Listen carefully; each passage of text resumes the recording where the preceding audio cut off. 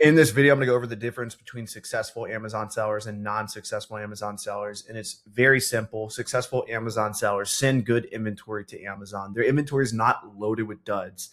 And non-successful sellers think they're sending good inventory. They're sending boxes of books, but they're all trash.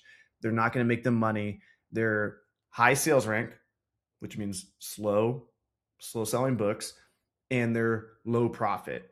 And so here we are within Go-To-Lister, and full shout out to Caleb Roth for building this tool years ago. We've just replicated it here. This is one of the most helpful tools I've come across when it comes to selling books on Amazon, because it gives you a true picture of how is your inventory doing. So let's look at this account. How many duds does this account have? Duds are books that are slow moving and low profit, and you're going to have to pay for removal fees, or you're going to sell them at break even or a loss. These are books you want to eliminate. Now, if your dud percent is high on your account, you need to reassess what books are you sending in? Why are you sending these in? You need to reassess your repricing strategy, all that.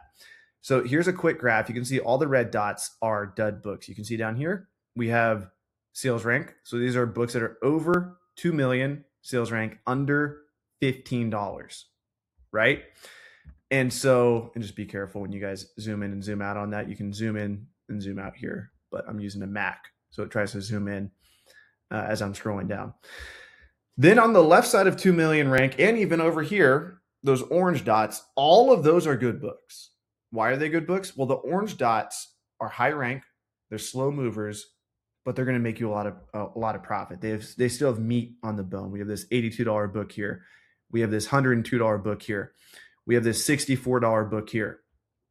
And then on the left side, we have our studs and bread and butter. And again, these are all terms from Caleb Roth.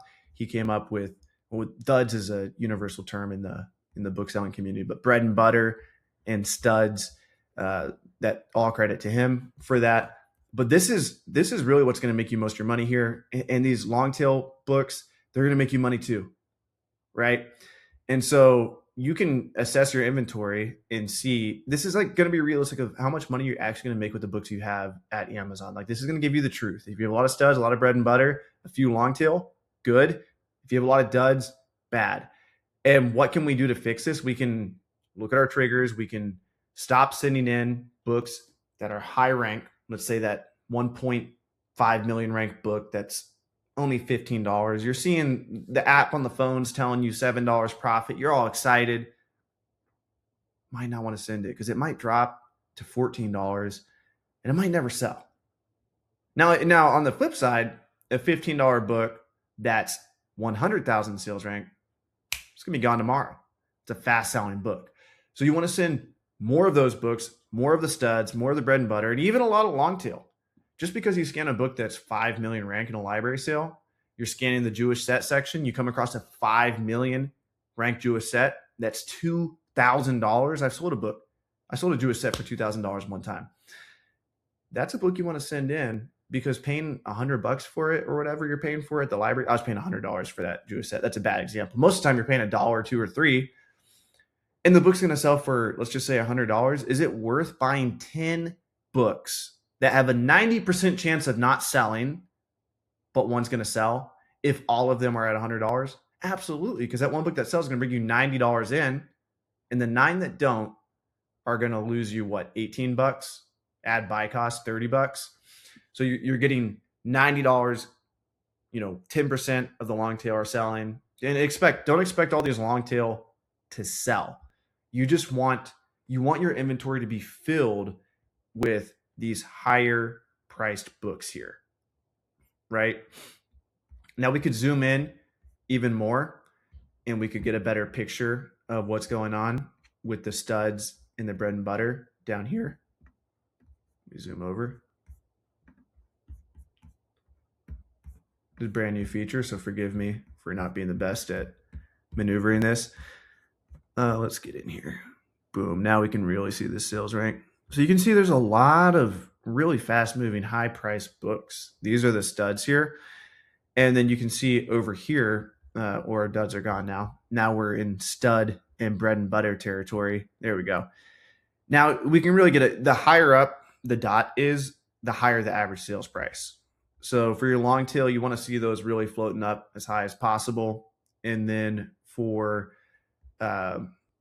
anything on this side, generally pretty good. But you also just don't want your inventory cluttered with too many low price books. And that's where monitoring your average sales price helps. That's where looking at what your sell through rate is, how much are you selling each month, and then ultimately what is your profit? Like, what are you left with at the end of the day? Which that's the next part of this is like, we're about to have comprehensive net profit reports at GoToLister, which we've never offered before. What we've had in the past is just a glimpse of your gross profit. I see people sharing GoToLister profit on social media, and yeah, it looks great. But what about refunds? What about reimbursements? What about long-term storage fees? What about inbound shipping fees? All of those are going to be considered in this new profit and loss report that we'll be launching. Hopefully in the next week or so. We're fine-tuning it. We have it. It's 90% there, but we're just making sure it's absolutely perfect. Good enough for you to use for your taxes. And that's what you want to, that's what you really care about at the end of the day. Did I make 1,000 last month? Did I make 5,000 last month? Net profit is what's truly important, but all of the net profit, all of that stuff is great, but the foundation is here. The foundation is, what does your inventory look like? How many fast moving books do you have? Do you have slow moving books? And are those slow moving books duds, which means they're low priced, or are they long tail, which means just expect they're not all going to sell, but the ones that do sell make up for the ones that don't. And that's what you want with those long tail books. If you guys have any questions at all about selling on Amazon, comment below. You can also ask me questions in the GoToLister Facebook group. And one more thing we got here is brand new because of the state of selling on Amazon in 2026 is we now have a condition breakdown for really giving you an idea of what percent of your inventory is listed as good, very good, like new. We know that very good and like new are winning the buy box in 2026. So we want to be listing more of our inventory as very good or like new. And you guys can go read Amazon's condition guidelines, but they're very lenient with what a like new book is. A lot of people think a like new book is a new book. It's not. They say it can have shelfware. Go read the condition guideline. You can check the GoToLister Facebook group too. We've posted it there. But very good and like new, you want to be looking for those books that are in better condition so you can send them in and get that buy box, because used good conditions just not getting buy box as much, and acceptable is really not getting buy box in 2026. So that's all I got for you guys. Much love. Comment any questions you got below. See you next video. Peace.